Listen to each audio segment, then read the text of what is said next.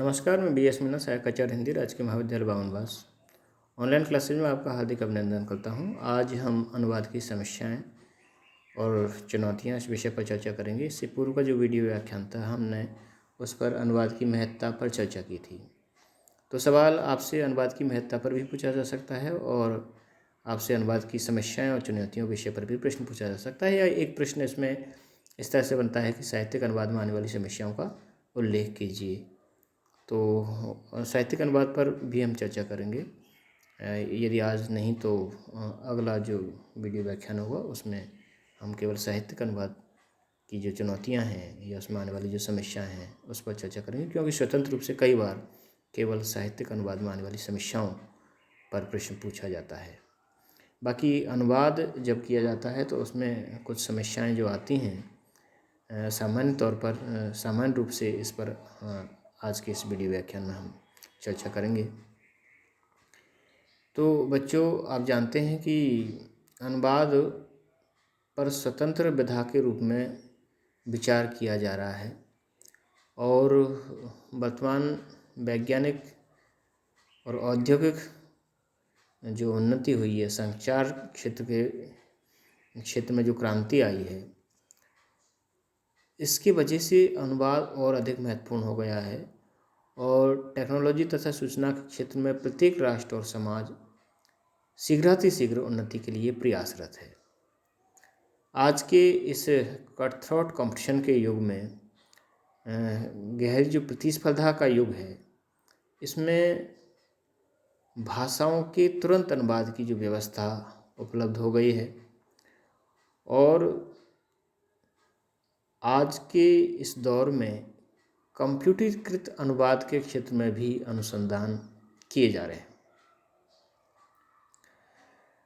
सामान्य तौर पर यह कहा जाता है कि एक भाषा की किसी सामग्री का दूसरी भाषा में जो रूपांतर है वही अनुवाद है। तो इस लिहाज से अनुवाद का अर्थ हुआ कि एक भाषा में व्यक्त विचारों को दूसरी भाषा में व्यक्त करना, लेकिन इसे व्यक्त करना सरल काम नहीं है। हर एक भाषा की अपनी विशेषता होती है जो अन्य भाषा से कुछ या पूर्णतः भिन्न होती है और इस भाषा की प्रकृति की भिन्नता के चलते अनुवाद में समस्याएं आना स्वाभाविक है। और जब अनुवादक किसी मूल भाषा से दूसरी भाषा में जब अनुवाद करता है तो उसके सामने बड़ा सवाल होता है कि मूल भाषा की सामग्री का जो मूल भाव है उसको अनुदित भाषा में बनाए रखना, मूल रूप में उसी रूप में उसको बनाए रखना, ये उसके सामने एक बड़ी चुनौती होती है।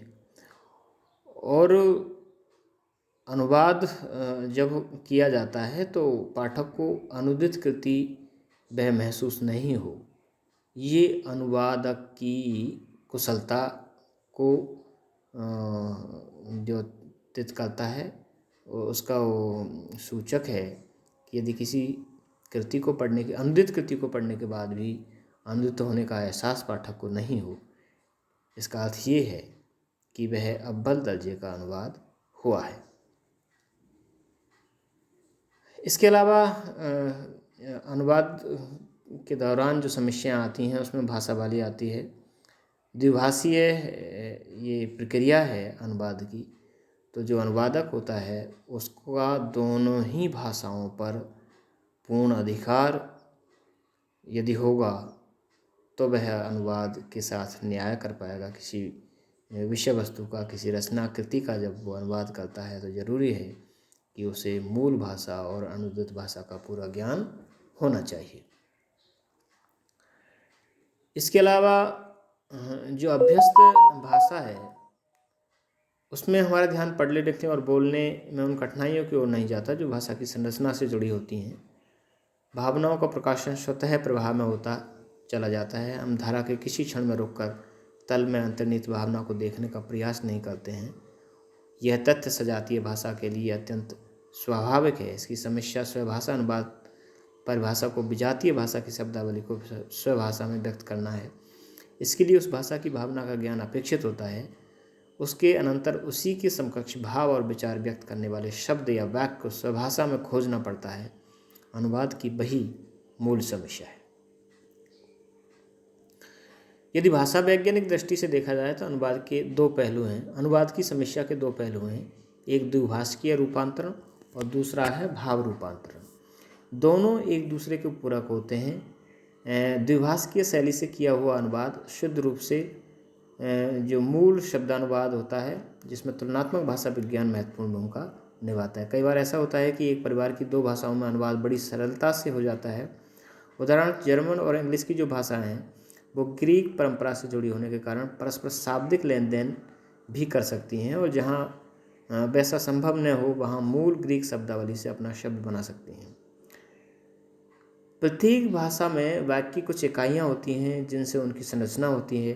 पदों से बनने वाले वाक्यांश वाक्य के घटक बनते हैं और एक वाक्य दूसरे वाक्य के साथ समन्वय प्राप्त करके एक वाक्यता लेता है।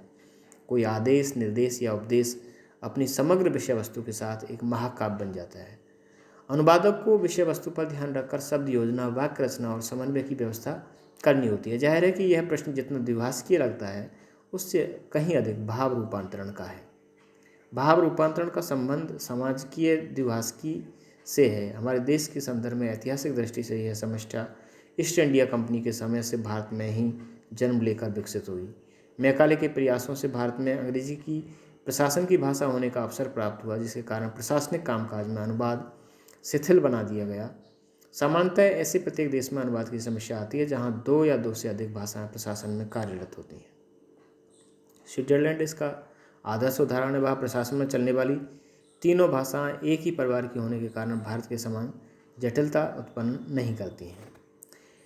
इन समस्याओं का समाधान सरल नहीं है। बहुत से शब्दों के समानार्थक शब्द दूसरी भाषाओं में होते ही नहीं हैं। नीम के लिए अंग्रेजी भाषा में तथा लिली के लिए हिंदी भाषा में शब्द नहीं है।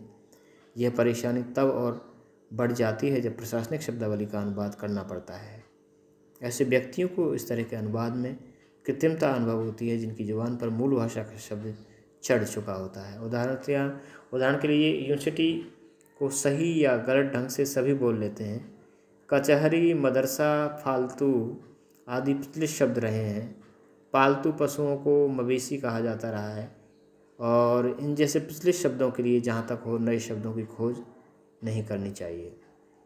तो इस तरह से ये जो अनुवाद की सामान्य समस्याएं हैं, अनुवाद करते समय अनुवादक के सामने ये समस्याएं आती हैं, जिनका सामान्य तौर पर हमने आपसे चर्चा की है।